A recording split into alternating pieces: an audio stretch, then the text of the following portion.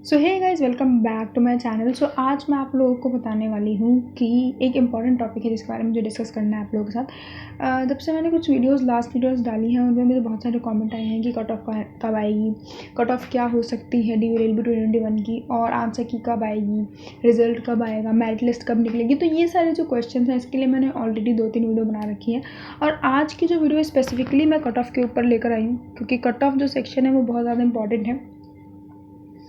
और इसके ऊपर काफ़ी सारे क्वेश्चंस जो पूछे गए हैं वो मतलब रियलिटी में वो क्वेश्चंस जो हैं बहुत ज़्यादा लोगों के बच्चों के माइंड में है कि हमारा एडमिशन होगा कि नहीं। सी गाइस, कोई भी चीज़ करने से पहले मतलब कोई भी कट ऑफ आने से पहले फिर कोई भी ऐसा प्रिडिक्शन करने से पहले बहुत सारी चीज़ों को हमें देखना पड़ता है। तो वो सारी चीज़ें आज मैं आपको इस वीडियो में देखते हुए, और फिर मैं कट ऑफ नहीं प्रिडिक्ट करने वाली, आप खुद लोग अपने माइंड में ये कैलकुलेट करोगे कि पेपर के अकॉर्डिंग्स में कट ऑफ क्या ही है। ओके, सो अगर मैं बात करूँ तो ये सिर्फ ओनली प्रिडिक्शन वाली वीडियो है, सिर्फ प्रिडिक्शन। यहाँ पर मैंने बहुत क्लियर कट लिख रखा है कि सिर्फ प्रिडिक्शन है, इसमें कुछ भी रियलिटी नहीं है। मतलब हो भी सकते और नहीं भी हो सकते, ऐसा कहना कुछ भी रियलिटी नहीं है वो कहना गलत होगा। बट अगर मैं सही बात बताऊँ तो हम लोग अभी कुछ नहीं कह सकते क्योंकि अभी ना तो आपका पेपर के बारे में किसी को पता है कि पेपर कैसा आया था, ना ही ये पता है कि और भी सारी जो चीज़ें हैं जैसे कि रिज़ल्ट का नहीं पता कितने आंसर की क्या है, रिज़ल्ट क्या आ सकता है, रैंक लिस्ट क्या है। जब तक आपकी फाइनल रैंक लिस्ट नहीं आ जाती, इवन तो जब तक आपका रिज़ल्ट नहीं आ जाता तब तक आप कुछ भी नहीं बता सकते कि कट ऑफ क्या जाने वाली है। ठीक है, सो इन सब चीज़ों को हम देखते हुए करेंगे। तो अगर मैंने यहाँ पर जो फर्स्ट पॉइंट लिखा है, पहले आप वेट करो अपने आंसर की। जिस दिन आपकी आंसर की आएगी ना उस दिन हम लोगों के पास क्वेश्चन पेपर आ जाएगा। क्वेश्चन पेपर आएगा, क्वेश्चन पेपर को देखा जाएगा, क्वेश्चन पेपर कैसा क्वेश्चन आया था, लेवल क्या है, हम उस अकॉर्डिंग्स में देंगे। जिस हिसाब से बच्चे बता रहे हैं पेपर जो था वो मॉडरेट टू हार्ड टाइप में था। हार्ड भी इसलिए बोला जाएगा क्योंकि वहाँ पर ट्रिकीनेस बहुत थी इस बार क्वेश्चन पेपर में, बहुत ज़्यादा ट्रिकी टाइप के क्वेश्चन थे।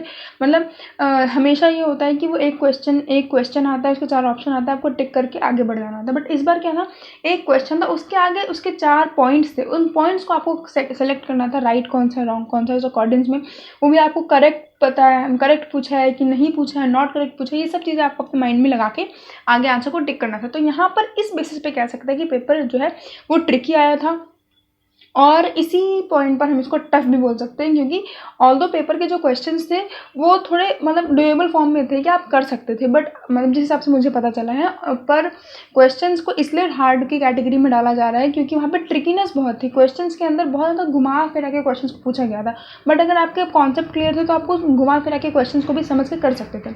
ओके, सो अगर हम आए तो जिस दिन आपके आंसर की आ जाएगी उस दिन आपको एक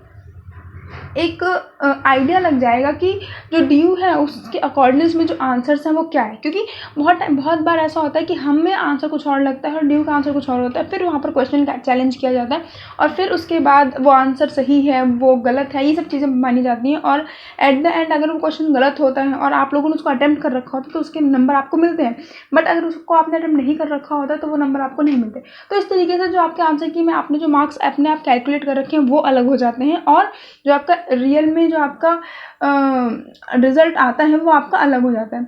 ओके, सो इस पॉइंट पर आपको आके रुकना है।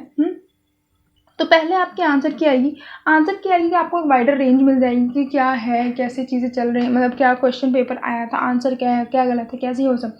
देन उसके बाद आपको अच्छा खासा मतलब 2 से 3 दिन का टाइम मिलेगा कि प्रीवियस वीडियो मैंने आपको बताया था कि इस बार आएगा ज़्यादा टाइम नहीं मिलने वाला है आप लोगों को आंसर की चैलेंज करने के लिए।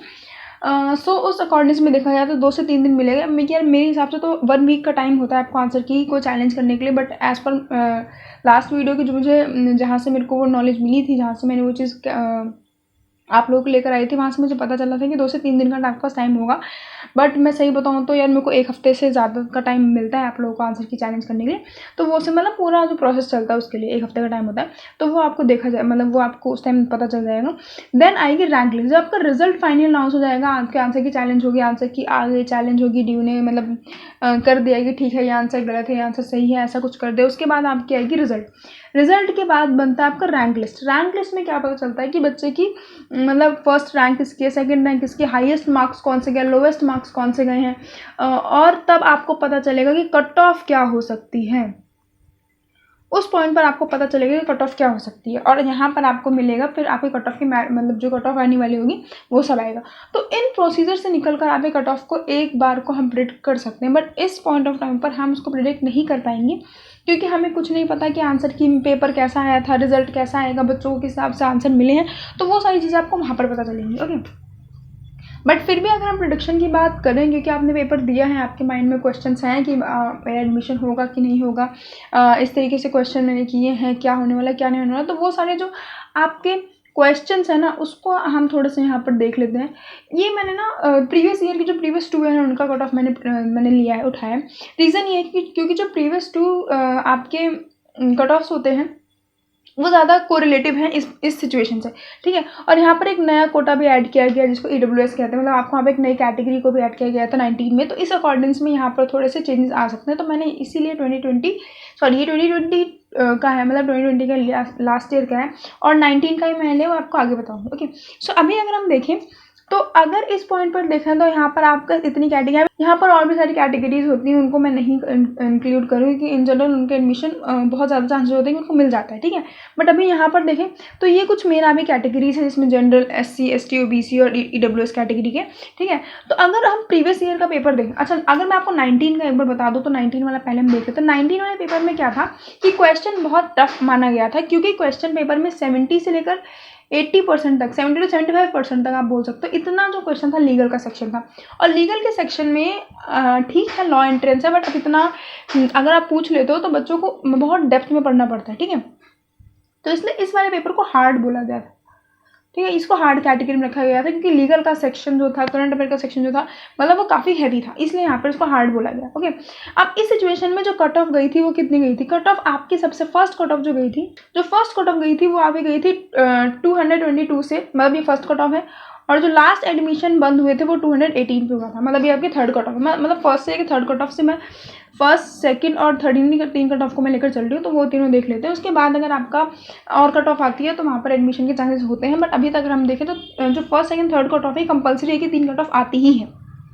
ओके, 2019 में जो अभी कट ऑफ थी वो थी 222 से 218 तक के बच्चों को एडमिशन मिला था। और अगर आप रैंक की बात करें तो 82 से 86 तक के रैंक के बच्चों को जनरल कैटेगरी में एडमिशन मिला था। यहाँ पर आप ध्यान रखो, ये जो कैटेगरीज हैं, मतलब ये जो रैंक लिस्ट, ये जो आपके मार्क्स हैं, इसमें आपको CLC, LC1, LC2 इन सब का इसी में इंक्लूड होकर आता है। ऐसा कुछ नहीं कि CLC की अलग कट ऑफ आती है, LC1 की अलग आती है, LC2 की अलग आती है, ऐसा कुछ नहीं है।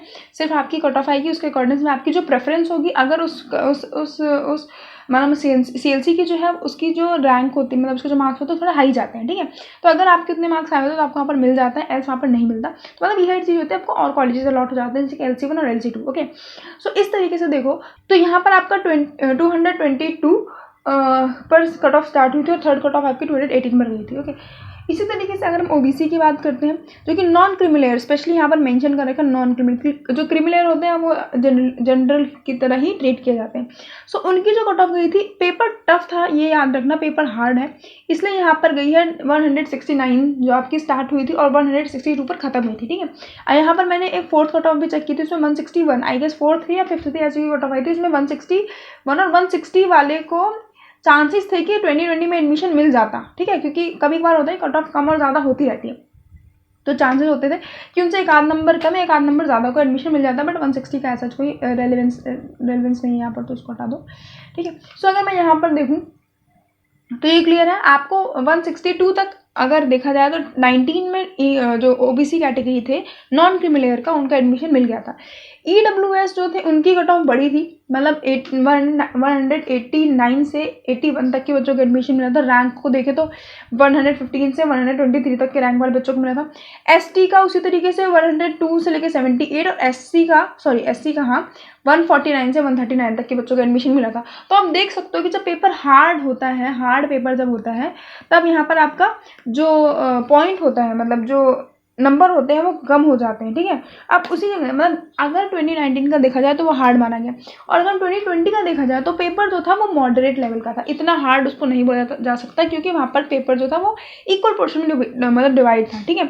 लीगल का सेक्शन अच्छा था और करंट अफेयर काफ़ी मतलब किए हुए आए थे, तो इस तरीके से अगर हम देखें तो 2020 का पेपर जो था वो थोड़ा मॉडरेट लेवल का माना गया।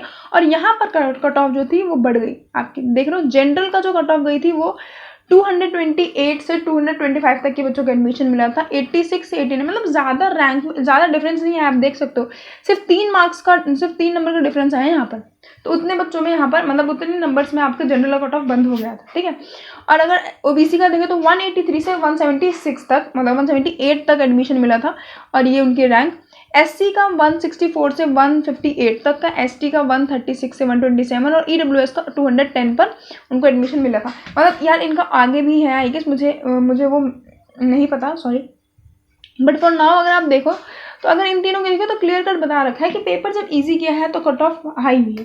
जैसे यहाँ पर देखो 222 में आपको जनरल का एडमिशन फर्स्ट कट ऑफ में मिला था, यहाँ पर 228 तक मिला है, तो यहाँ पर थोड़ा सा डिफरेंस है।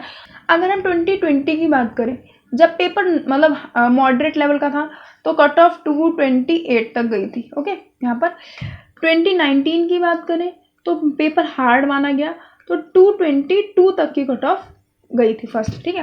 और अगर हम 2021 की बात करें इस बार, क्योंकि अभी हमारे पास कोई मतलब कंफर्म डेटा नहीं है, अगर मॉडरेट टू हार्ड की साइड से जाएं तो आप ये मान सकते हो कि आपकी जो 2019 वाला था उसके आसपास ही कट ऑफ बनाई जा सकती है, मतलब 222 के आसपास की, तो आप मान सकते हो 225 तक की कट ऑफ आ सकती है, और या फिर 220 तक भी जा सकती है। तो वो आगे पीछे हल्का सा ज़्यादा ऊपर होगा, मतलब हल्का सा आगे पीछे होगा, ज़्यादा नहीं होगा। तो मेरे को ऐसा लगता है कि जो कट ऑफ है वो आपकी 222 के आसपास, मतलब 225 या 220 तक आप अपने आप को सेफ जोन में मान सकते हो, अगर पेपर हार्ड आया है तो। अगर आप जब आपकी आंसर की आ जाएगी उसके बाद अगर हम कट ऑफ की प्रिडिक्शन करें तो वो ज़्यादा ऑथेंटिक मानी जाएगी, क्योंकि तब तक हम लोगों को पता चल जाएगा कि आपका पेपर कैसा आया था, ओके। सो आप ये मान सकते हो। और ओबीसी के लिए अगर हम 2020 की बात हो रखी है तो यहाँ पर 183 है, ओके। अगर देखा जाए, अगर पेपर टफ था तो हम मान सकते हैं 180 के आसपास आपको एडमिशन मिल जाएगा, ठीक है। और अगर पेपर नॉमिनल मोड पे था तो 185 या 190 तक भी पहुंच सकता है, ठीक है। मतलब इतना तो नहीं पहुंचेगा, बट 185 तक फर्स्ट कट ऑफ में आपको एडमिशन मिल जाएगा, ओके। सो इस तरीके से आप देख सकते हो, वही आगे पीछे 4-5 नंबर का ऊपर नीचे हो जाएगा, उससे ज़्यादा और कुछ नहीं होने वाला। मतलब पेपर अगर हार्ड था तो भी और ईजी था तो भी, ठीक है। तो जितने भी आपके कट ऑफ आई यहाँ पर आप साफ साफ देख सकते हो, मैंने बहुत ही क्लियरली यहाँ पर मेंशन कर रखा है सारी चीज़ों को, ओके। तो आप इस तरीके से देख के अपना जो कट ऑफ का अंदाज़ा लगा सकते हो। तो मैं यहाँ पर कोई कट ऑफ की प्रेडिक्शन नहीं करने वाली, आप खुद ही देखो कि आपका कितने नंबर लग सकते हैं ऊपर नीचे। तो जब आपके आंसर की आएगी उस दिन मैं आपको आंसर की के साथ क्वेश्चन पेपर डिस्कस करने के साथ कट ऑफ की प्रोडिक्शन हम उसी टाइम करेंगे, ताकि और फिर हम देखेंगे कि क्या हमने जो बताया है उस अकॉर्डिंग्स में जो आपका आया है वो कैसा है, मतलब कितना डिफरेंस रहा है, ठीक है। सो आज की वीडियो में यहीं तक, मिलते हैं नेक्स्ट वीडियो में। टिल देन गुड बाय, और चैनल को सब्सक्राइब कर दो, लाइक भी करो वीडियो को, शेयर भी करो।